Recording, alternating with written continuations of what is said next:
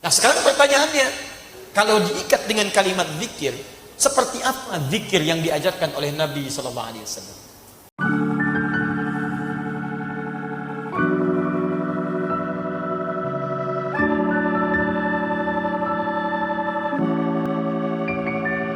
Karena kita nggak bisa tebak-tebakan, yang mengajarkan zikir itu kan Nabi. Makanya diikat perintah dari Allah, keterangan dari Nabi. Nah sekarang kita lihat bagaimana keterangan di Quran tentang zikir. Kalimat zikir itu banyak. Salat itu bagian dari zikir. Quran surah ke-20 ayat ke-14. Innani anallahu la ilaha illa ana fa'budni wa aqimis salata lidzikri. Saya Allah, tidak ada Tuhan selain saya, kata Allah. Sembah saya. Bagaimana menyembah Allah? Wa aqimis salat, tunaikan salat lidzikri, sebagai zikir kepada saya. Teruskan lagi, maaf, subhanallah, alhamdulillah, Allahu akbar, kalimat thayyibah itu zikir.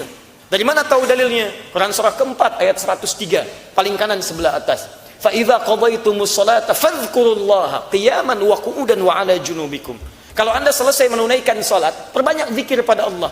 Mau sambil berdiri silakan.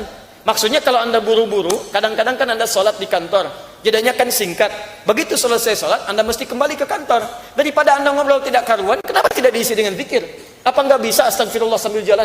Astagfirullah, astagfirullah, astagfirullah, subhanallah, alhamdulillah. Daripada Anda bicarakan yang tidak-tidak. Tahu nggak tadi peci imamnya? Iya, nyengklek sedikit ya. Masya Allah. Baru sholat sudah ngobrolin imamnya. Anda aja belum tentu jadi imam.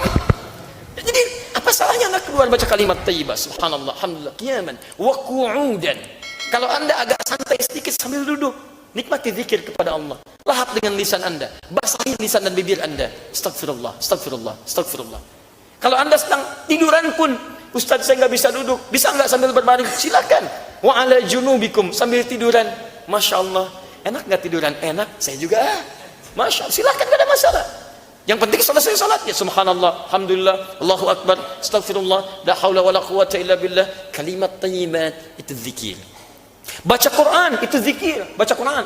Karena Quran disebut zikir. Quran surah 15 ayat ke-9. Silakan cek teman-teman. Inna nahnu nazzalna dzikra wa inna lahu lahafizun. Inna nahnu nazzalna dzikra. Kami yang turunkan Al-Quran sebagai zikir. Jadi Anda ketika baca Al-Quran, Anda sedang zikir. Jangan dikira zikir kalimat thayyibah subhanallah alhamdulillah saja. Tidak. Anda baca Quran itu sedang zikir. Bukankah saat baca Quran Anda ingat Allah? Bahkan ada yang dibacakan Quran langsung bertambah keimanannya. Quran surah 8 ayat kedua. Innamal mu'minuna alladzina idza dzukirallahu wajilat qulubuhum. Orang beriman itu disebutkan zikir pada Allah, saya bergetar jiwanya. Wa idza tuliyat 'alaihim ayatu zadatum imana. Apalagi kalau dibacakan ayat-ayat Allah, bertambah keimanannya. Nah, menghafal Quran disebut zikir. Bahkan zikirnya 4 kali lebih hebat daripada membaca. Jadi kalau Anda bawa mushaf begini, dengan yang menghafalkan dibacakan, itu yang menghafal membaca nilainya 4 kali dibandingkan dengan yang baca biasa.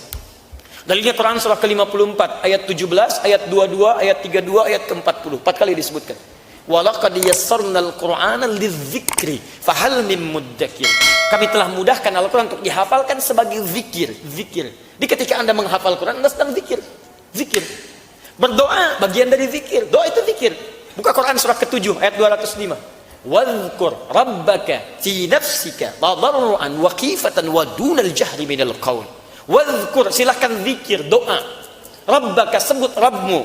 Doa, minta. Ketika kita meminta menyebut nama Allah, itu disebut sedang berzikir kepada Allah Subhanahu wa taala. Sebutkan dengan penuh kelembutan.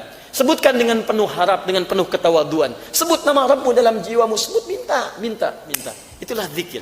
Zikir bisa doa, bisa baca Al-Quran, bisa salat, bisa kalimat thayyibah dan sebagainya.